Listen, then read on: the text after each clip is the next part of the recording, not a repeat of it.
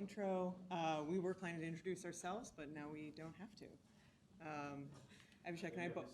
No, it's all good. I mean, yes, we'll get into it. But yeah, we both work at Core Studio at Thornton Tomasetti. If you don't already know, Thornton Tomasetti is a global engineering firm, primarily structural, but includes many different disciplines of engineering, from sustainability to disaster investigation, and we're located in over 50 offices around the globe. Yeah, so within TT, Aloy, and myself, we are part of Core Studio. Core Studio is our internal group that comprises of application developers, computational modeling experts, BIM experts, and also very recently data analysts and machine learning experts. So that's a pretty diverse group with wide background and common theme of AEC-related experience. So what we're going to talk about today, we're going to take a little bit of a step back and talk about how ideas are valued and developed at TT, how that relates to the larger community of AECtech, and some of the strategies we use to develop those things. So about 10 years ago, we were not called Core Studio. We were the Advanced Computational Modeling Group, and it did pretty much what the name suggests, focusing on interoperability and advanced modeling techniques, which were aimed towards improving our work product or work process and enabling the engineers to handle more complex problems. Around that same time, we had our first AECtech, and it was a great way to talk to the community at large and see the issues that people outside of TT engineering were facing, and it at the time seemed to be a lot of interoperability and similar themes. But after a couple years of that, we, as a company, had to take a step back and realize we had to be more deliberate about innovation. There was potential for this to change beyond just computational design. So our strategy currently consists of 4 main parts. We want to gather ideas from within the firm. It's similar to a hackathon. We've got our own version of it. We want to be able to collaborate and share. Over 50 offices across the globe, that can be difficult. It's always a challenge. And we want to make sure that we're improving everyone's ability to use tools by doing workshops within the company. And if there's an idea that has legs beyond just the use within our firm, we have an accelerator to take that idea into a company or external product, if appropriate. So our version of a hackathon within Thornton Tomasetti, we call it an innovation tournament. I would say it's a very slow-moving hackathon. It does involve submitting a proposal for your idea, presenting your idea in front of the leadership group, and explaining what exactly would it take to execute your idea. How much money do you need? And if everyone agrees that the idea is interesting and hasn't been done before within TT, then funds are awarded, and that team, sometimes paired with someone from Core Studio if there's development requirements, they get to refine the idea over the course of a year or so and continue funding if it has legs beyond that. And some of those tools, I would say, kind of stay within TT and focus on our work. I would say 90% of them are solving specific problems that our engineers face. And we've got a couple examples of those that have taken a slightly different path. Yeah, so speaking of solving problems, we would like to share really I would say, combination of 2 approaches that we have taken over the past, observed over the past, and now continue deliberately pursuing. So when we talk about solving problems, we could either do it by going after a very specific problem that we've recognized and a specific user audience, and which is great at times. And there's a second approach, which I'll touch upon in a bit. And so some of you might have seen the graph behind. I don't know if that's visible or not, but it's more visible on the screen. Yeah, it's that's the hype cycle. So you can look up the hype cycle. So it basically says as soon as there is a technology trigger, there's a peak of inflated expectations, where it's oh, this is going to change the world, and then there's oh, maybe not. And then there's somewhere yeah, we can do something in between, and then goes to productivity. At Core Studio, we try really hard to avoid this sort of peak and trough and just try and get a little more steady approach so that we are really working on what the end goal is and the user experience is in trying to get to productivity. And so one of the tedious design tasks and time-consuming design tasks is shear wall. This has come up organically from within the firm through one of the innovation tournaments, and it has been refined over the years. And so over the last few years, we've worked diligently at creating our own in-house shear wall design application.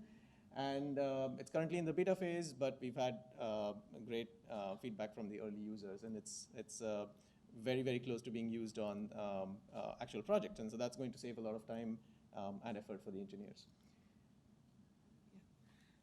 So we also work on tall buildings and super tall buildings. And this was an idea that came inspired by NASA technology, how to improve tuned mass dampers for buildings of that height. So it started again from our innovation tournament, received funding, we analyzed it and studied it, and the current state is its own company in partnership with RWI, of which TT is also an equal investor. But it's essentially a tuned mass damper that is a smaller size, takes up less room, so more leasable space, but still has the same high performance that you'd want out of such a device. Another device that came out of an innovation tournament. This is a lot driven by our protective design group. So they work on military applications, dynamic engineering, and this is a shock and vibration mount that is for underseas shock waves. So we were able to design it. Someone had the idea. We were able to design it, analyze it, test it. Actually, that picture in the top right is underwater shock testing at our facility in the UK. So at the current state of this is it's its own, the patent and technology is being produced by Taylor Devices, and it's on buildings, military buildings that probably can't find on the internet. I did try to find what are some notable examples, military buildings. So another problem that has a specific problem, specific solution, as Abhishek mentioned, facade inspections, tedious, subjective, and hard to keep track. This is just time consuming, and an idea for an AI drone inspection came up a couple years ago. We had an innovation tournament, and experts were hired, and they trained the models. There was proof of concept, and from the initial idea, from the concept to company, it took about 2 years. So now T2D2 is a fully fledged external company that you can use a drone to do facade inspections, and it'll make a tagged report for you. So we found that this has legs beyond TT. On a larger scale, even broader tool, years and years ago, there was a need to study wave simulations within Thornton Tomasetti, and finding that the available tools just weren't cutting it. So we developed this lightweight platform for FEA analysis. It's about 100 times faster than Abacus. And it lived for a bit as a company under a different name, but recently, in the past couple years, was acquired by ANSYS and now lives on as OnScale, which we are using for other applications. So everything is kind of circular. If we develop it for a specific need, maybe it's broader. Sometimes that need is still so specific. But other projects, we're finding that the specific problem has multiple branches, or it's a problem that we know is coming, but we don't know exactly what the solution is yet. So another approach we're taking is not trying to solve that problem or even to try to think of what the solutions are, but to just make some building blocks that will allow the flexibility to solve our future problems. Yeah, so again, going back to our favorite graph there, with the building blocks approach, if you remember the previous one with the problem-solving approach, it's essentially here we are trying to front-load the development effort, right? So you're trying to try and anticipate what the next problems are going to be, but that's a really hard thing. And as we've seen previously, that can take a long time until you're ready to solve the problem. And you might be great at timing it, you might not in other instances. And so with the building blocks approach, we're looking at what are the generic sort of problems, or what are the domains in which we can start building smaller solutions, which can then be pieced together fairly quickly versus trying to start up an entirely new solution. So amongst this, what problems do we have in AEC? So geometry and data, I think, would rank very, very high up there. And over the past several years, we've developed different applications, which have actually come out of some early hacks. So that's a tie-in to AECtech and why we are so enthusiastic about this whole process. And out there you can see Mirara, that's our 3D model and data platform on the web. Thread is more for generic data sets. So this is kind of connected to AEC, but it doesn't necessarily have to live with a model. I mean, you could have like, I don't know, countrywide population demographic data if you want and visualize, that data. And there's 2D model and data because not everything is 3D and sometimes you want to live in a flat space. So this is geometry and data. And then as I was mentioning, with building blocks, it's not just we've built a block and that's it, that's the end of it. Over time, those building blocks themselves keep evolving and we borrow heavily from the previous iteration. And as with most product development, you keep improving them. But the good part is, as you keep improving them, the applications that they feed into eventually also keep improving. So that's the advantage of building blocks. And remember, we haven't yet come to the point where, we have a problem in hand. This is just like building infrastructure for the future. So Pollination 2014, Design Explorer 2015, Fractal 2016, and then also AEC adoption in 2018. This was kind of the journey or inspiration pieces for Thread, and that's been an exciting story. And now we are finally at the point where we can sort of realize the fruits of all of these building blocks. So this is Ellipse. It's our attempt at unifying all the best features from our previous 3-4 disparate sort of building blocks into one unified platform.